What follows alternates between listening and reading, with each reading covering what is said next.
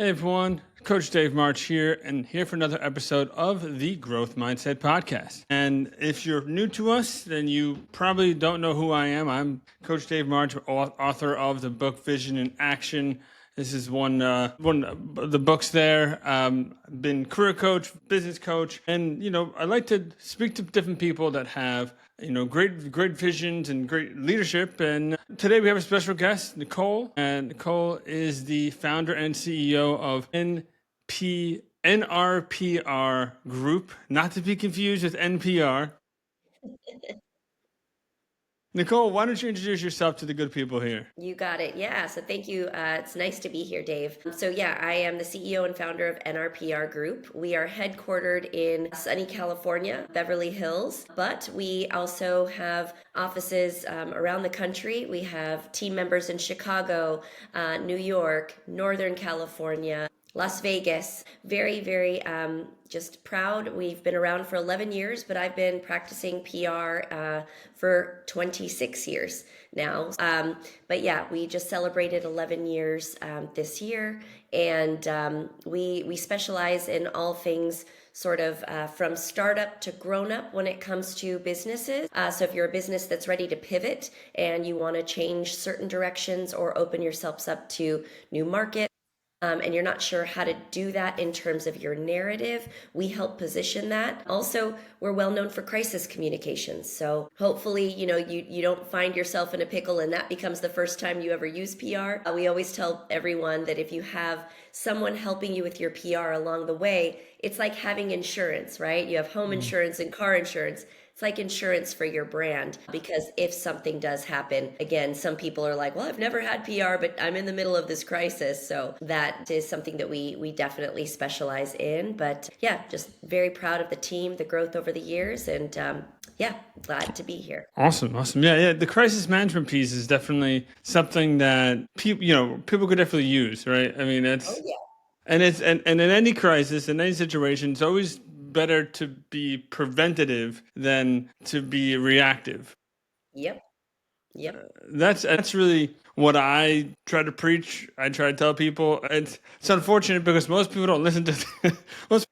Right. It's Exactly. usually like, oh, this crazy thing just happened to me. We need somebody to work this out. Let's call Nicole. But it's like, you probably saw this happening before it blew Oh, up into yeah. this big giant thing. Yep, absolutely. And now with digital marketing, have a voice. Hmm. Everyone has a voice, right? And I'll say one of the more common things that I see or my team sees is disgruntled employee, someone who has a certain amount of information, and it might not be all of the information for the company, right? They're going to go to X or Twitter. Some people still call it Twitter, but X or Twitter. They might go to the media, right? And oftentimes leaders do see where sort of the ripples are happening internally. And maybe they separate from this person. And all of Hmm. a sudden, we get a phone call. They put this on Twitter, and now the media are jumping all over it. And so, like I said, it's like having insurance. If you have a really solid strategist and PR person who knows you, knows the brand, and is someone that you trust to even say, we're about to let this person go. There might be a little bit of a Hmm. rocky, I don't know, some turbulence, if you will. For sure. What should we do to prepare ourselves? Yeah. That would be the smart thing, right? And that is what some of our clients do. But the ones who are like, hi, I heard you can help me in a crisis, then you have that like, well, let me get to know a little bit about the history in your brand. Well, you're losing time every day. Yeah. So 100%. I could go Agreed. into this stuff forever, but yeah. Yeah, I agreed. Yeah, and yeah, talking about the disgruntled employees and these type of things, it's definitely something that we're seeing more and more, unfortunately. But I can't say that it's anyone's particular fault. I mean, we don't really have a leadership education in schools or anything. There's no one really gets taught how to be a leader. I think that most of the times people watch TV, watch media, or watch shows, and they try to emulate what they see on TV, and they say, well, because what happens is most of the time with media, with shows and everything, and this is done intentionally, I think, by the people that create, is they want you to identify with the characters. Mhm. I want you to identify with the characters with the movies. And so once you identify that, and once you see that, you say, okay, well, what are like some of the most like popular shows? Yeah. Breaking Bad. Yeah, Breaking Bad's really popular Yeah. show. It's like, but what is that actually like telling my Teach. people what to do? What are they identifying with, and what are they learning from that? Precisely. And it's like, and again, I take it back to, in your career, you're usually growing based on knowledge of whatever your trade is, whatever you decide. And all of a sudden, you do that well, and then you get to management. But then nobody tells you exactly how to manage or lead. Or you have people who are fudging it and they're like, oh, I don't want to stay down here. You know what? I'm going to fudge this on my resume. I'm going to say I can do this. I'm going to fake it till I make it. Yeah, Then they get here and actually don't know how to fully do the trade yeah, or how to lead. And that's where you get some of these gaps. And then you have people totally. who are relying on them. And then they keep growing like this. And it's one of those things where it doesn't hurt to get leadership training. It doesn't it doesn't hurt to raise your hand and ask, simply because when you're put in that position, there are people who are trying to grow in their career or trying to whatever, they're relying on you. Yeah, 100%. It's a personal responsibility. You've got to take it upon yourself. There's no formal training out there. There are people like you. There are, programs. There are people who can let me handhold you through this on best practices for being a leader. This is going to help you be more successful because as you lead, you want people to follow. If they don't follow, you're already up against more crises than you're going to want to deal with. Yeah, yeah, and talk about that. I tend to attract people in military. I don't know. Maybe it's the South. South Carolina, Charleston, a lot of military people. I tend to work with people like that, and they love talking about leadership. They Yeah. love talking about leadership. So, I was talking to this one guy. He did like a big speech. And the beginning of his speech, and this is like a decorated general kind of guy. I mean, we're talking Yep. military people that love leadership. And so that he had all these badges and everything. And the beginning of his speech, he kind of took all his stuff and threw it. He threw it out. And he said, leadership is if people follow you without all the badges, without all the stuff. Yeah, absolutely. Yeah, and I think that people in the military aren't afraid of leadership, right? They're actually taught that leadership could save your life. There is a pecking order. There's a reason for that. And I think that in business, especially with, you have newcomers coming in, hey, fresh out of college, might not have ever had a job, maybe haven't had any leadership or experience with leadership other than parents, right? And it's like, oh, my parents can be such a drag.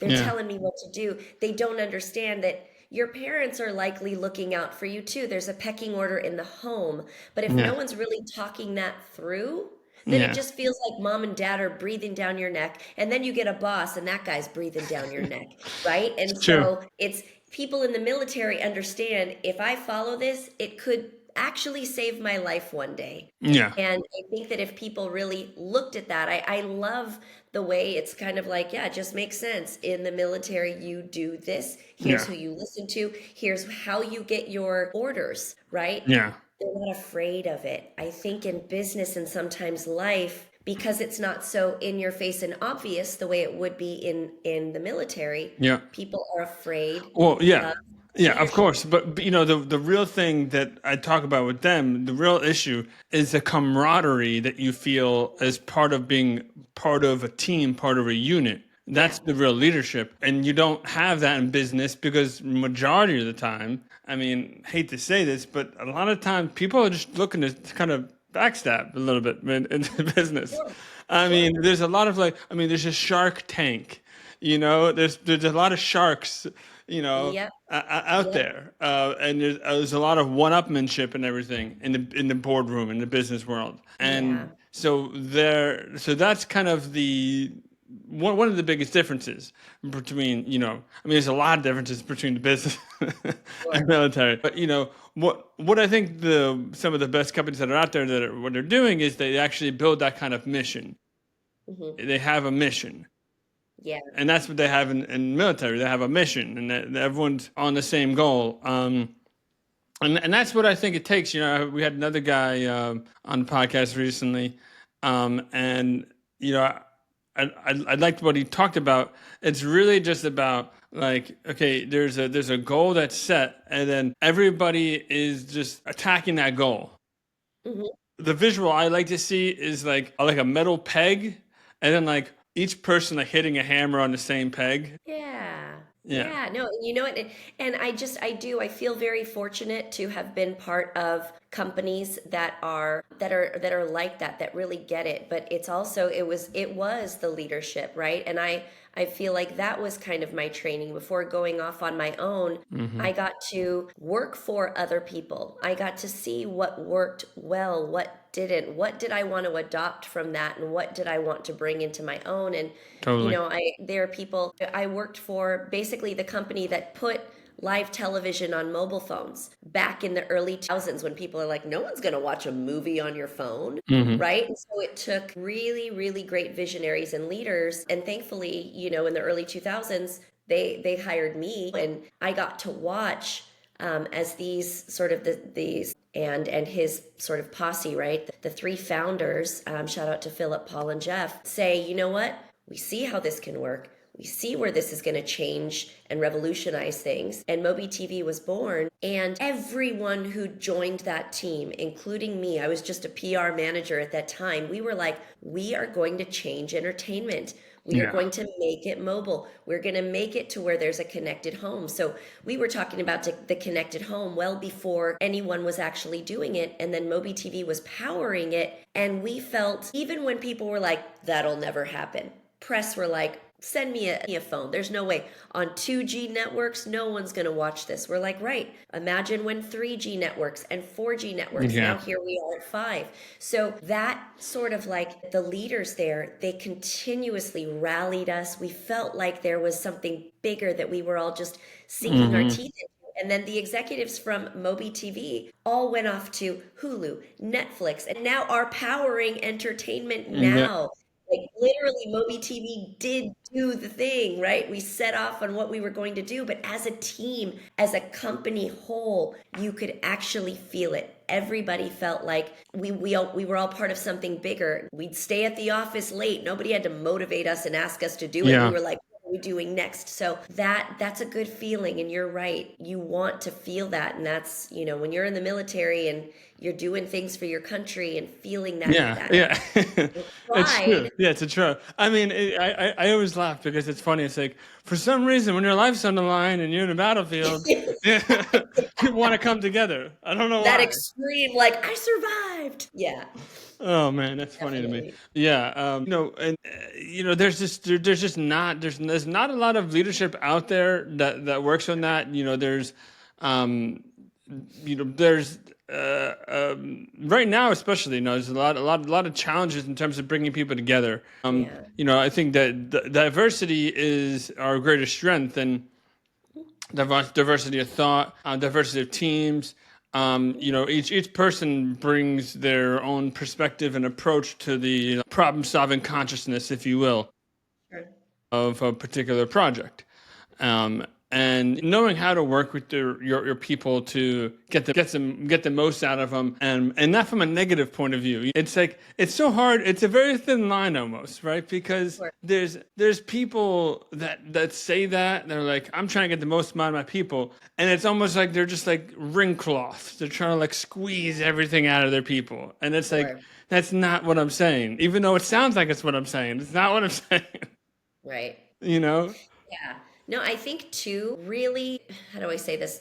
If you want to get the most out of people, you have to find out what makes them tick. What are they here for? What do they want to learn? And Yeah. I do believe that, part of your responsibility as a leader is being a teacher, a mentor, and a guide. And I think that people forget that. Well, they should just know it. Oftentimes they know it in an environment that they just came from, but you and your company are Hmm. now a new environment for them. It's a new set of problems. It's a new way of working through those problems. So if you're not looking at it as part of my responsibility is to make sure that this person understands what their role is here, but it's my job to understand what it is they're trying to get out of this so that they do feel fulfilled, so that they do feel they're doing a good job and they stay. Right? That retention is so Yep. important.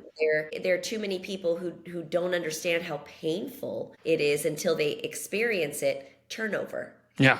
Totally, right? 100%. Yeah. No, I You mean, know? there's the old like CFO talks to CFO quote. I think it's from Peter Drucker, and it's like, what what happens if we um, invest in our employees Mhm. and they quit? What Yeah, happens if they don't and they stay? If we don't and they stay, right? right. There's that quote that I like. It's really good. That could be expensive in and of itself, sure. Yeah, there's a whole Yeah, thing with that because yeah, I mean the retention piece is huge, but it's also like the training that you put into that particular person, and yeah, then if you lose someone, what type of ramp up period would that new person need to get yep. to the same level of training and productivity as the person that just left? Yes, precisely. Yeah, and it just goes to show too that if you are training across the board, right? We have something,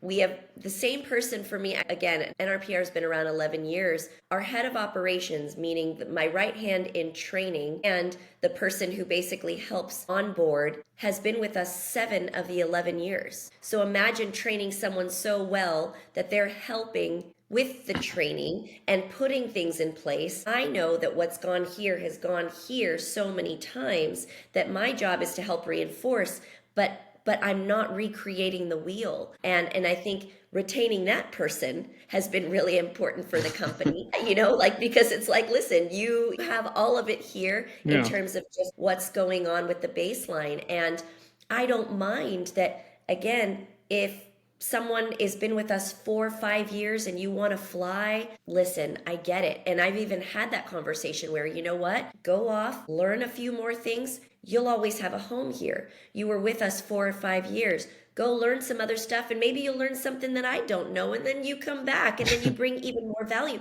So if you're not afraid of that, and Yeah. you really do put that sort of Have a growth continuous mindset. You really do have a growth mindset. in the training, that confidence, they're going to Yeah. be like, wow, they really actually care about whether or Yeah. not I do a good job. And because I've been here long enough, I'd have a job if ever something went south over here. Hmm.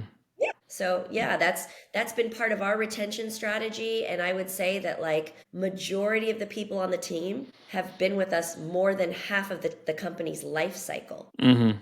That takes a whole load of stress off, right? Like the Yeah. first 2 years when I'm just building this team, it was like pulling out my hair, trying to figure out, like, okay, what do we do? How to, because I was doing all of that training and stuff, right? Hmm. So yeah, then now you want to retain people because you don't want to be going through a complete rebuild. That's tiring in and of itself, right? 100%. That was a scary, scary time trying to run and build a business while trying to figure out who to hire and who to train. It was, but here we are. Yeah, hey, it's definitely rough. I mean, and yeah, and you got to have like I said, you got to have a growth mindset in this whole process. You know. There you go. There you go. There you go. Like that plug. Absolutely. Oh man, yeah. So yeah, I could completely agree. I completely agree with that. Yeah. So as we kind of go through this whole journey here, I think that it would be helpful for the audience to hear maybe what are the challenges that you had as you went through this journey, as you grown, because you've grown. 11 years is a lot of stuff going there, and Yes. there's probably a lot of growing pains, a lot of and challenges, and let me know if you can share some of that. Yeah, sure. I would say the biggest lesson that I learned as a business owner was realizing that not all people in business are nice. And that goes for customers, even if they are your friend, or as a customer, they end up becoming a friend. I always say get your financial and legal house in order before you build a business because they become your stability, right? Because at the end of the day, if you don't have contracts for hiring people, you don't have contracts for bringing on clients, you have no baseline to go back to if and when, and I'm saying when because it does, something either goes sour, something is, well, hey, was that in the contract? Well, yes, it was. Want to make sure that there are things that are going to, CYA, if you know what I'm saying, when it comes to having your legal house in order. And then when I say financial house in order, so many people want to go off into business and say, it's going to be great. And I'm going to have these customers and they're going to pay us. And that's how we're going to grow. And then you have a customer that doesn't want to pay for whatever reason. And it doesn't have to be because you didn't do a good job, right? There have been customers who are like, well, I know we owe you $20,000, but I don't know how we're going to pay you this month. And you're looking at them like, well, you got to figure it out. We've given you a service, and, True. learning the hard way, you can't just play nice and assume like, okay, well, if you owe us that 20,000, I know your word is good for it. We'll keep going. No, you stop. You stop immediately.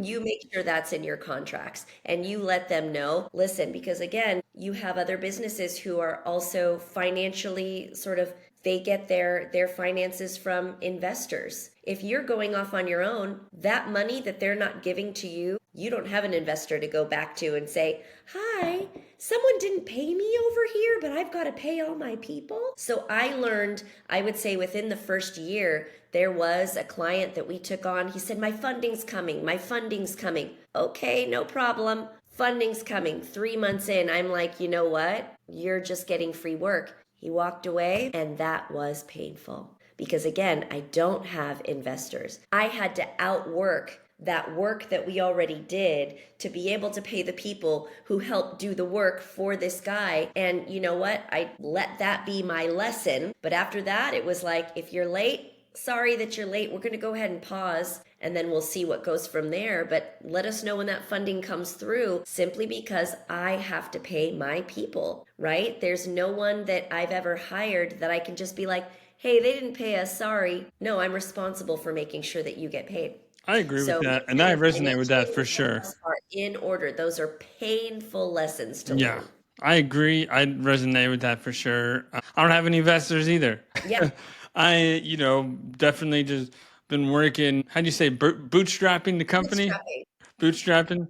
Yeah, that's what I've been doing since day one. Yep. Yeah. I mean, it's a great lesson to learn. Yeah, Great lesson to learn. exactly. Well, this has been great. As we kind of get to the end of this podcast episode, I always like to put in some final encouragement, some final words. If there are, it may be a book that you've been reading that's been inspiring, maybe a quote, or just some encouragement at the end here. Anything you add there? Yeah. Yeah, so I would say that the books that I read, I actually love reading biographies of great leaders. Mm, So from Jim Henson to Walt Disney, like I just love to hear, because you know what it does is it reminds you that they're human too. yep. We all see the tip of the iceberg. We all go, or if you have gone to Disneyland, Disney World, and experienced some sort of Disney something, we see the end result. We forget how hard it was for Walt and his team to just get off the ground. And one of the most inspiring things was that